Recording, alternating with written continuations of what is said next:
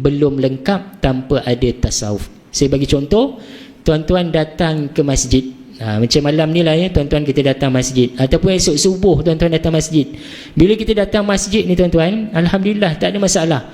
Kita datang, kemudian biasalah syaitan, iblis, dia takkan senang melihat orang melakukan kebaikan dan juga amal ibadat. Ya, kalau dia nak goda tuan-tuan buat maksiat, payahlah. Dia susah. Tak ada lagi dia boleh kata pergilah kelab malam. Jenuh kita kan, kita orang kata tak maulah sebab kita tak mau pergi benda-benda macam tu. Ataupun dia hasut kita minum arak, belum tentu kita akan minum sebab kita masih kuat. Tapi ada satu part ni, kalau kita tak belajar ilmu tasawuf, dia boleh kacau dekat situ. Contoh tuan-tuan, kita bangun pagi, kan dah azan dah. Bila dah dengar azan, kita tengok jam awal lagi, kita rasa macam tak apalah, sekejap lagi lah kot, kita pun tidur lah sekejap. Bila tidur, tahu-tahu lelap pukul 8 baru bangun. Ini bisikan pertama. Kalau tuan-tuan dapat lawan, biasanya dia akan goda lagi. Waktu kita tengah siap-siap tu, dia akan goda lagi. Dia kata, kamu ni pergi ke masjid buat apa? Hari ni sembayanglah kat rumah. Jemaah di rumah pun dapat juga pahala. Ajak isteri, dapat juga 27 tu tadi.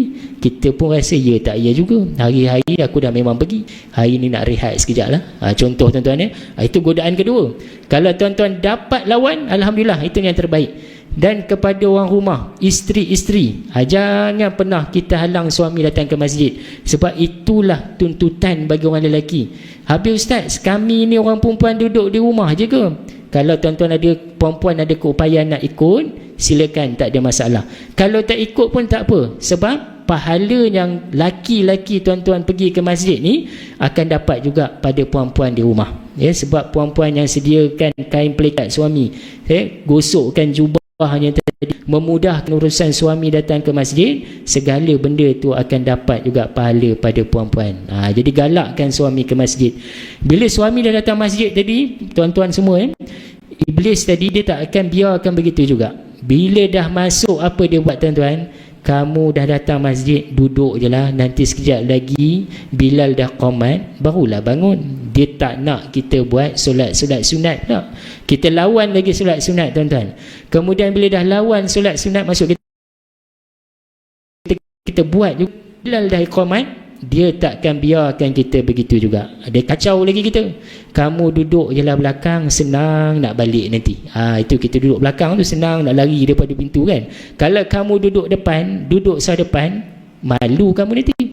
Orang bila tengok, itu nak balik lah tu. Baik kamu duduk belakang, senang nak lari kan. Contoh, dia goda kat situ pula tuan-tuan.